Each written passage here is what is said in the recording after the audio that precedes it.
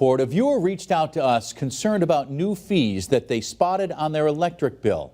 Western Mass News reporter Reagan Lockery joins us now live in studio after getting answers. And Reagan, this viewer saw solar energy and electric vehicle charges, even though they have neither. Did you find out why that is?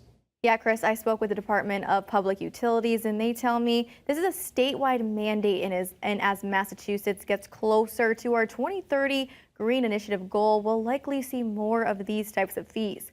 I spoke with a local gas and electric company to see how they compare to the big energy companies. A Western Mass News viewer reached out to our newsroom concerned over charges on their electric bill. The email they sent us reads, quote, "I just received my electric bill from National Grid, and beside it being double since last month and half my mortgage payment, I just noticed two charges on it, a distributed solar charge and an electric vehicle charge. Considering we don't have either solar or an electric vehicle, why am I being charged this?" We took our questions to National Grid, and they tell us in a statement both charges mentioned by the customer are known as public policy charges. These charges are mandated by the state and federal government. Western Mass News was able to obtain a copy of an Eversource bill, and you can see on your screen the last three charges listed show fees from energy efficiency as well as the electric vehicle program. We also caught up with the general manager of Westfield Gas and Electric, Tom Flaherty, to see if this mandate applies to their customers.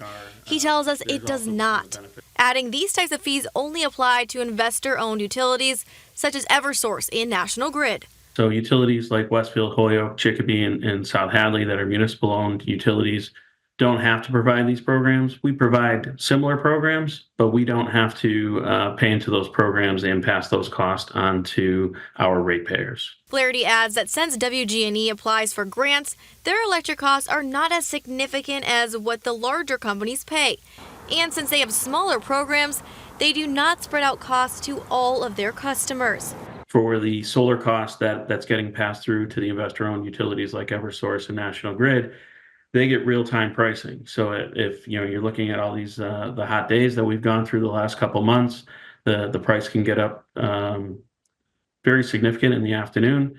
That solar cost that is then just passed through to the rest of those customers is significant. In comparison, Flaherty tells us they only charge the average price of solar energy for the whole month because they are not required to pay into the Regional Greenhouse Gas Initiative.